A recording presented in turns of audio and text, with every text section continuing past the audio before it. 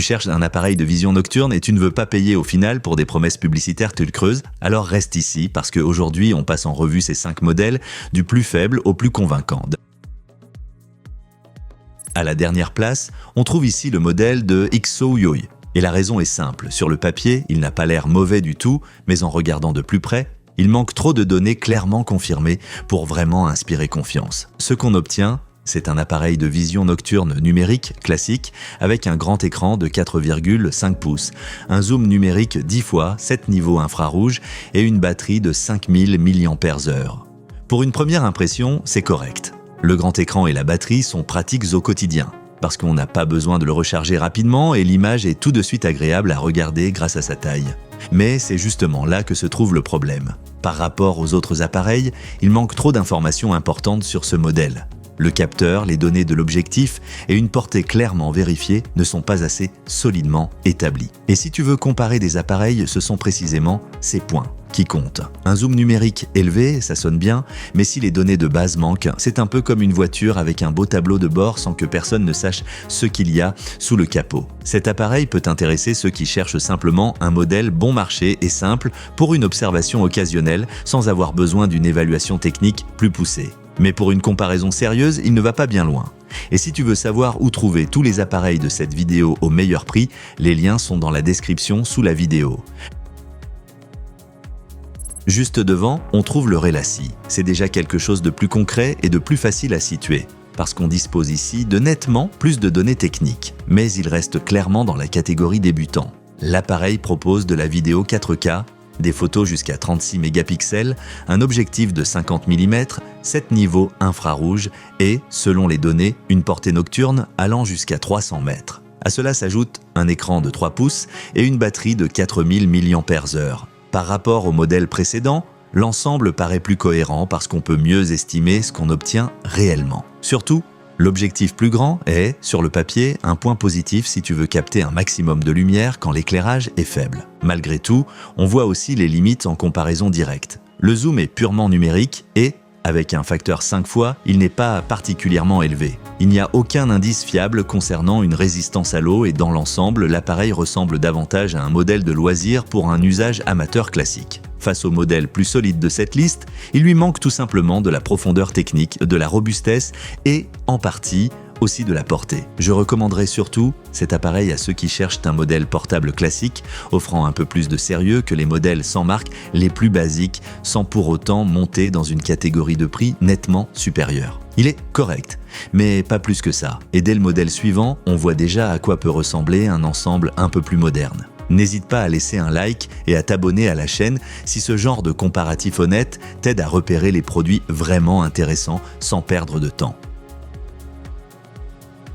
On arrive maintenant au milieu du classement et c'est là qu'on trouve le Hot Pick. C'est typiquement le genre d'appareil qui fait vite comprendre une chose, il veut offrir plus qu'un simple modèle d'entrée de gamme sans passer tout de suite dans une catégorie spécialisée. Sur la fiche technique, ça paraît plutôt sérieux. Vidéo 4K, photo jusqu'à 48 mégapixels, zoom numérique 10 fois, portée nocturne jusqu'à 396 mètres, batterie de 5000 mAh, USB-C et même une carte mémoire de 32 Go incluse dans la boîte. Au quotidien, c'est agréable parce qu'on n'a pas besoin de chercher immédiatement des accessoires en plus. Par rapport au Relacy, l'ensemble semble plus moderne, surtout grâce à l'USB-C, à la batterie plus grande et à la portée annoncée plus élevée.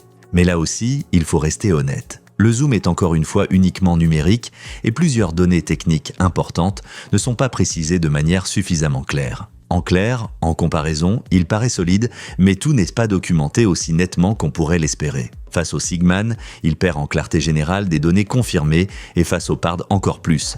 Parce qu'on passe alors à un tout autre niveau de précision technique et à une autre catégorie d'appareils. Ce modèle convient bien à ceux qui veulent un appareil numérique portable classique, qui aiment avoir un maximum de fonctions directement dans le pack et qui accordent de l'importance à une grosse batterie ainsi qu'à une utilisation simple. C'est le genre d'appareil typique pour les loisirs, l'observation de la nature et les prises de vue nocturnes occasionnelles. Et si tu te dis que tu veux encore plus de portée, alors le modèle suivant va devenir intéressant.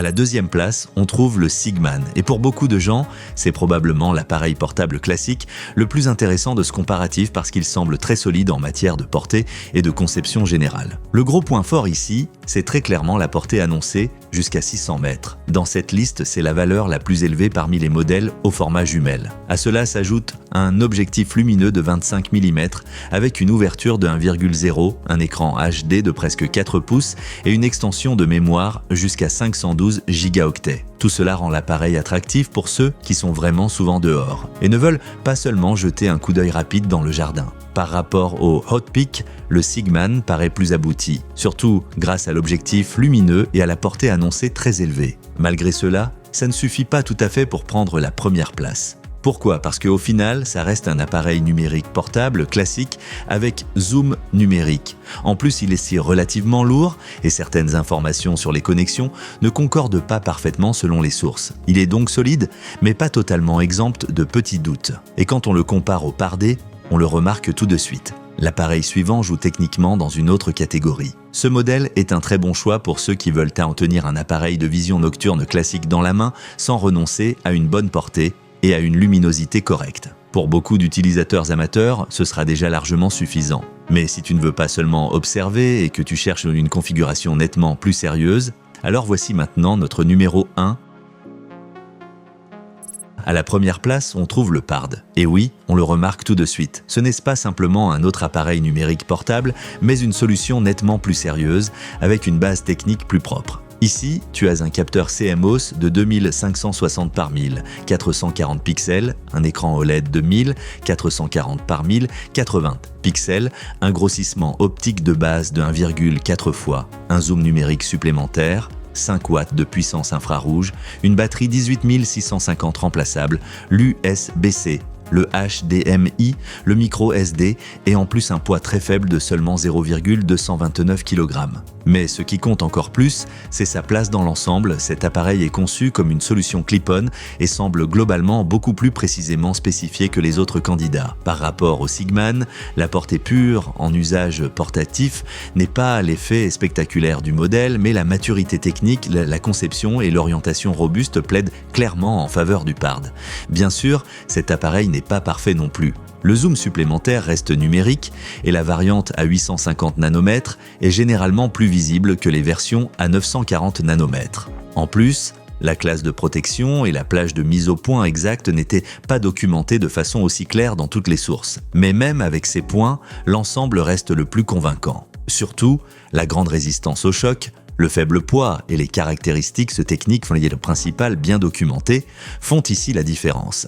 Ce modèle convient avant tout aux utilisateurs qui ne cherchent pas juste un gadget pour la nuit, mais une solution sérieuse, plus aboutie techniquement. Donc plutôt pour ceux qui comparent avec attention, qui regardent les données solides et qui veulent un appareil qui ne se contente pas d'afficher de grands chiffres, mais qui convainc aussi par sa conception. Regarde tranquillement une nouvelle fois les meilleurs modèles de la vidéo via les liens dans la description sous la vidéo. Et si tu apprécies ce type de comparatif honnête, laisse un like et abonne-toi à la chaîne.